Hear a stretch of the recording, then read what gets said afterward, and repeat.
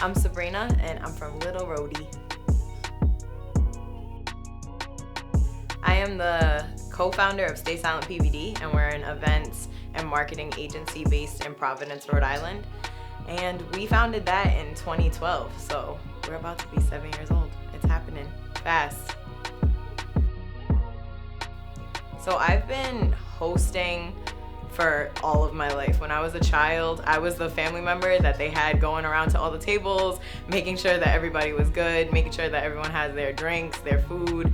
So I've been always the one that wanted to make sure people felt welcomed since I can remember.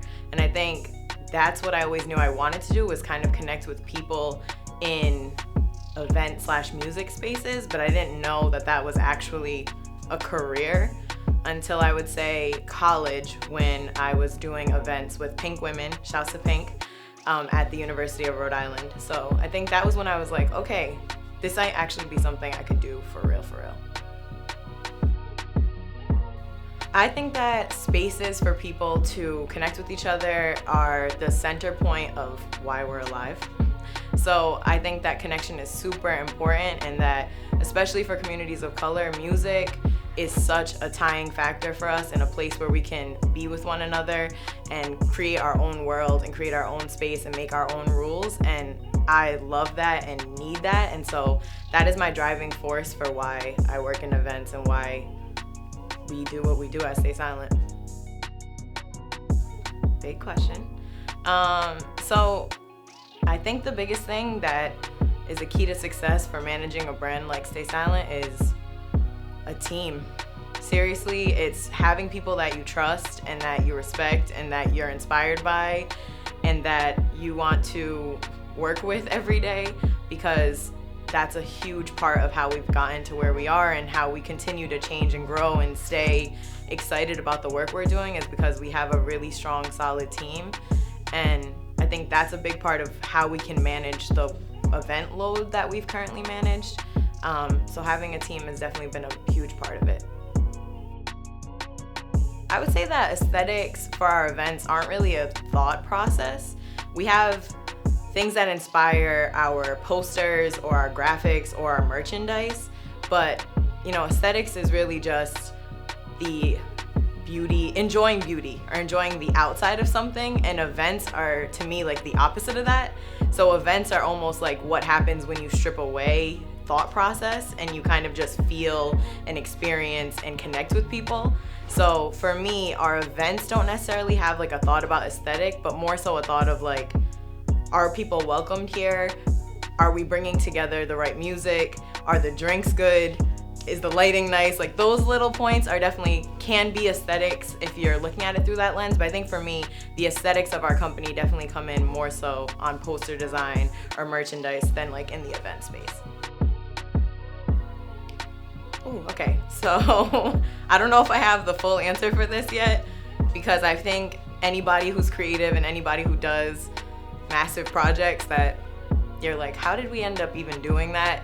Every time we do an event, we have 100 new things that we want to try and 100 new processes that we're looking to fix. So I think for me, the key is, one, you got to be patient with yourself and with others, because it is really challenging. Events are an interesting thing because you're working for a long time to have like a few hours of success. So, you can plan all you want. Andre said you can plan a pretty picnic, but you can't predict the weather. And if you've been to rain trill and day trills when it was gonna rain, you already know that we completely agree with that. So I think being patient is number one. Number two is trusting your team, having good people around you. And number three is just being as prepared as possible for everything you're scared to say out loud. So those things are probably gonna happen, may happen, and you just need to know that that's on the other end of an event. It is hard enough to get together people, like 5 people, to go eat dinner, let alone like bring a bunch of people together that you don't know in a space and add alcohol to that. So for us, be patient, be as prepared as you can be, and have a good team. So the most rewarding moment, I think there's been luckily a lot, because I truly think if you're doing something that you're passionate about, even the smallest outside moments really may be big moments for you.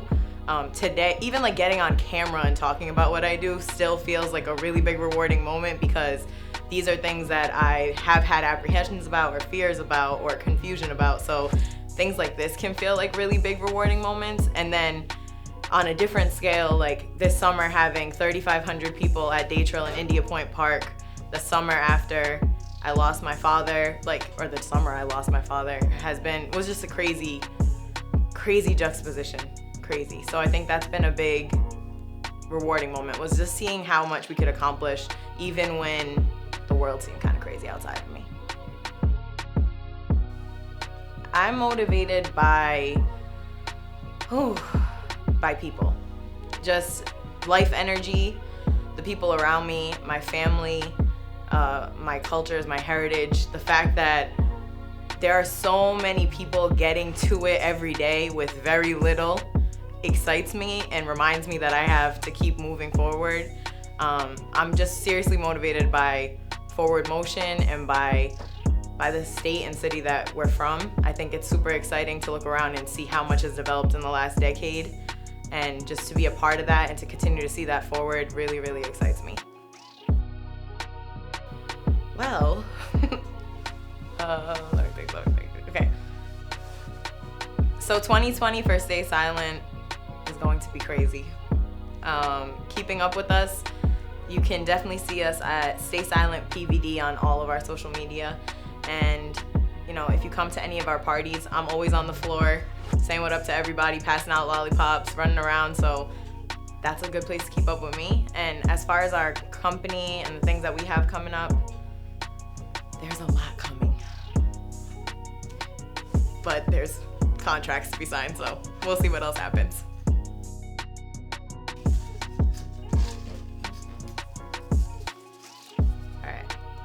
Do you think any kind of afterlife exists? Okay, y'all don't want to do this with me. I'd be on the wrong YouTube for this. All right, so yes, I'm Indian. We don't want reincarnation, all of that. I definitely think that there is an afterlife. I pray that there's an afterlife. I really super believe in energy. And so, I think anything that can keep us as individuals every day doing our best, treating people well, respecting nature, respecting each other are great things. So, if an afterlife or the idea of an afterlife keeps people on that path right now and today, I think that's the most important thing. So yes, and y'all should watch Ancient Aliens. Just a side note. Hey y'all, I'm Sabrina from Stay Silent PVD, and thank y'all for watching the upload. Shouts to BO8 Studios, shouts to Providence, shouts to Pawtucket, shouts to Boston, shouts to New England. We here.